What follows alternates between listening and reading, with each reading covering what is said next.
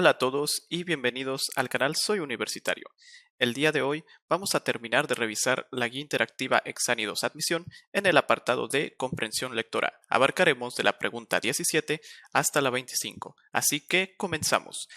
En la pregunta 17 nos muestra un texto y nos hace una pregunta. Por cuestión de la extensión del texto, solo me iré a la pregunta y los reactivos. Nos pregunta, ¿qué actitud adoptó el capitán cuando oyó el relato de Mohamed?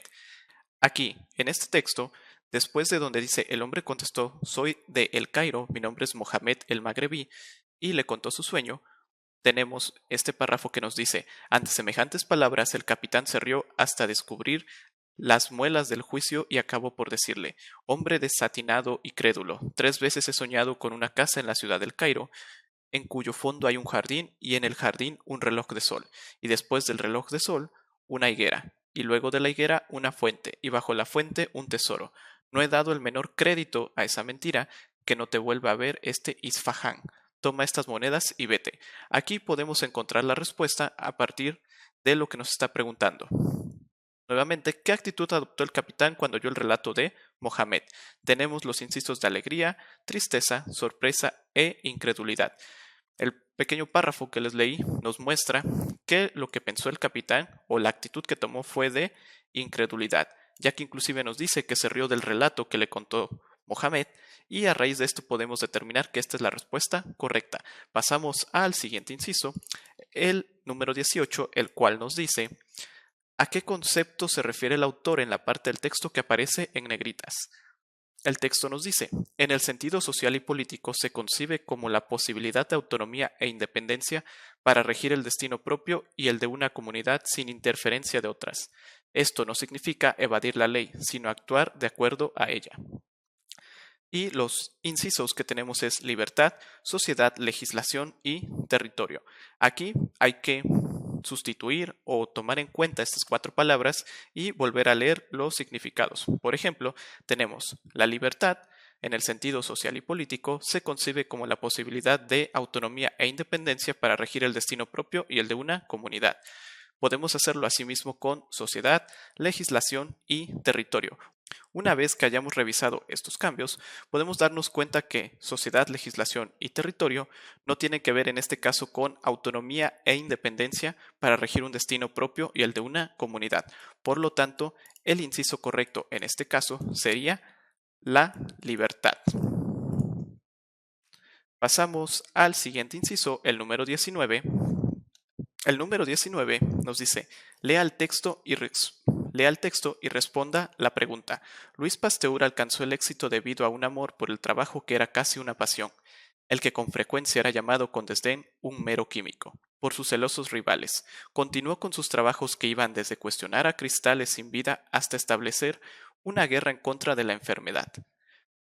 La suya fue una larga fila de intereses que muchas veces parecían dispersos y poco relacionados, esto debido a que siempre que se encontraba con una necesidad intentaba solucionarla. Cristales, ácidos, los fermentos para la leche y el alcohol, la mejor forma de conservar el vino y la cerveza, las enfermedades de los gusanos de seda, gallinas, chivos, cerdos, ovejas, cólera, fiebre, rabia, todas llamaban enormemente su atención. Su celo científico, su patriotismo y su amor por el servicio lo estimularon a realizar más y más descubrimientos. Siempre será recordado como el conquistador de las enfermedades. La pregunta nos dice, según el texto, Pasteur atendía los proyectos de diferente tipo porque tenemos en el inciso A, siempre quería resolver todos los problemas que encontraba. El inciso B era una forma de responder a la envidia de los científicos de su tiempo. El inciso C le atraía todo tipo de actividades gracias a su curiosidad. Y el inciso D quería ser considerado como un gran humanista. En el texto nunca se menciona, en este caso, lo que tiene que ver con el humanismo, así que lo podemos descartar. De ahí, en el texto, a pesar de que se menciona que tenía la envidia de sus colegas, no es, digamos, el motivo por el que Pasteur estaba atendiendo diferentes proyectos. Y tenemos como inciso, siempre quería resolver todos los problemas que encontraba y le atraía todo tipo de actividades gracias a su curiosidad. En el texto, aquí al final del primer párrafo nos dice, esto debido a que siempre encontraba una necesidad, intentaba solucionarla. Esto nos va a dar pauta a descubrir la respuesta, que es el inciso A, que dice siempre quería resolver todos los problemas que encontraba. Pasamos al siguiente inciso. La número 20 nos dice: ¿a cuál tipo de texto pertenece el ejemplo? La hidrología es la ciencia que estudia las propiedades físicas, químicas y biológicas del agua, su ocurrencia, circulación y distribución sobre y debajo de la corteza terrestre, así como su presencia en la atmósfera y sus relaciones con el medio ambiente. Tenemos aquí los incisos narrativo, descriptivo, argumentativo y expositivo. En este caso, podemos descartar el inciso A, ya que no nos está narrando nada este texto, no tiene que ver con contarnos una historia, sino con otra finalidad. Por lo tanto, lo podemos eliminar. El siguiente, que es descriptivo, aquí no nos está describiendo las características de algún fenómeno, así que lo podemos igual descartar. El argumentativo tiene que ver, como lo he mencionado en otros videos, con el convencimiento o con exponer o defender una idea o inclusive negar otra. En este caso no está cumpliendo esta función este texto, así que se puede eliminar, dejándonos como inciso correcto el expositivo. En este caso lo podemos determinar porque el texto, este pequeño párrafo, nos está exponiendo qué es la hidrología. Pasamos al siguiente inciso. La número 21 nos dice: ¿cuál de los enunciados funciona como un argumento de un texto persuasivo? Aquí hay que conocer qué es un texto persuasivo, que es un texto que busca convencer a la gente de cambiar ya sea su forma de pensar o de realizar alguna acción. Tenemos el inciso A, que nos dice: como es bien sabido, todos debemos cuidar del medio ambiente. El inciso B nos dice: se dice que habrá muchos cambios en el clima del mundo entero. El inciso C: trataremos de cumplir con nuestras obligaciones. Mientras que el inciso D nos dice: cada uno tiene su opinión sobre los problemas de su país. Ahora, aquí, aunque puede parecer confuso, hay que ver cuál nos está insinuando que tenemos que hacer algo para obtener cierto resultado. En este caso, vamos a revisar el inciso D. Nos dice: cada uno tiene la opinión sobre los problemas de su país. A quienes no nos está exponiendo o nos quiere convencer de algo, es más que todo una forma narrativa que se está utilizando, así que podemos descartarlo. El C nos dice: trataremos de cumplir con nuestras obligaciones. Aquí se está haciendo una promesa, realmente nos está buscando persuadir a alguien, entonces podemos descartarlo.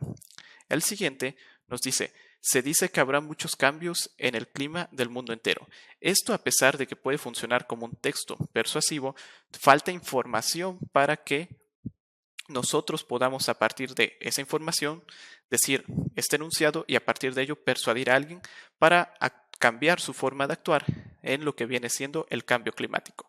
Por lo tanto, nos queda el inciso A, que nos dice: como es bien sabido, todos debemos cuidar del medio ambiente. En este caso, ¿cuál es la acción a la que se nos quiere convencer o se nos quiere persuadir? Cuidar el medio ambiente. Pasamos a el siguiente inciso. El número 22 nos dice en el siguiente párrafo que expone la frase resaltada en negritas: los estudios médicos tuvieron su más activo impulsor en el doctor Pedro Escobedo, escritor, cofundador de la Academia de Medicina, creador de varias juntas de sanidad y promotor de la impresión de la farmacopea mexicana, para la que obtuvo un subsidio del gobierno. Era muy generoso, ya que gastaba parte de su exiguo sueldo en libros e instrumentos que regalaba a sus discípulos. Esta última oración es la que está aquí resaltada en negritas y nos pregunta: ¿qué está exponiendo?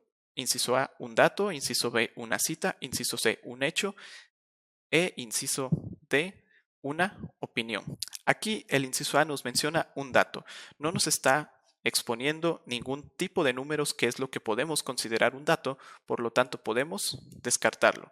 Después tenemos una cita. Una cita es algo que alguien haya dicho y que se está rescatando porque tiene cierta relevancia, ya sea de forma textual o parafraseada.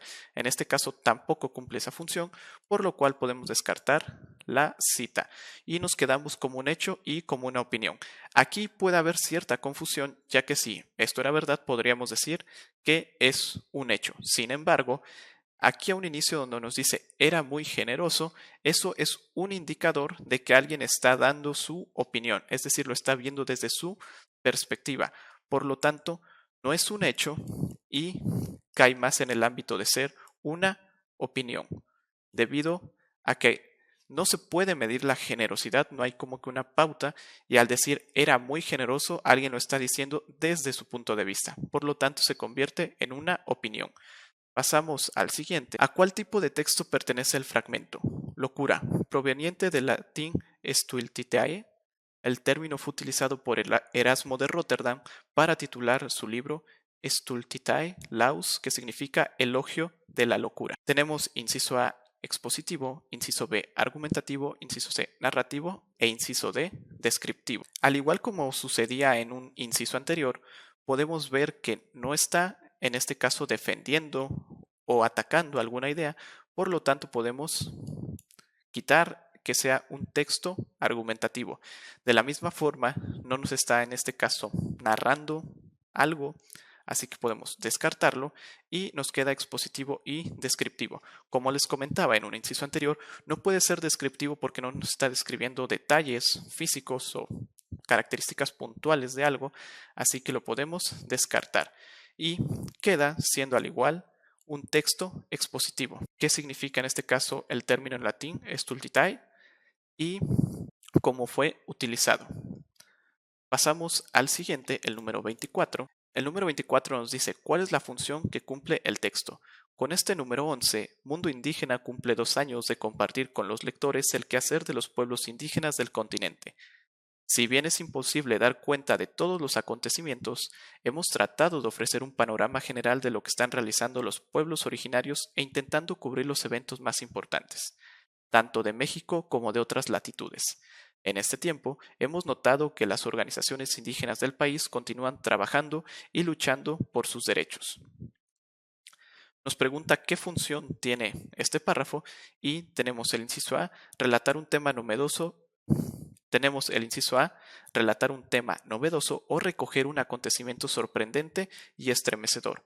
En este caso, ni hay acontecimientos sorprendentes ni estremecedores, por lo tanto, lo podemos descartar. El inciso B nos dice manifestar la opinión de un individuo ejemplificando convivencias sobre el tema en cuestión. Realmente no se está dando la opinión de alguien y no está contando una experiencia propia, por lo que igual se puede descartar. Tenemos opinar sobre un tema específico para mostrar la línea de pensamiento de una publicación. Y el inciso D, exaltar de manera lúdica un tema de actualidad para revelar su deterioro social y político.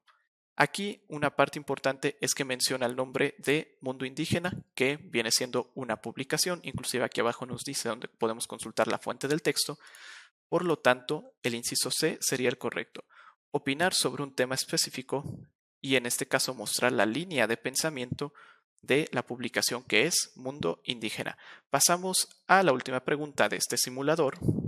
La última pregunta, la número 25, nos dice lea el texto y responda las preguntas.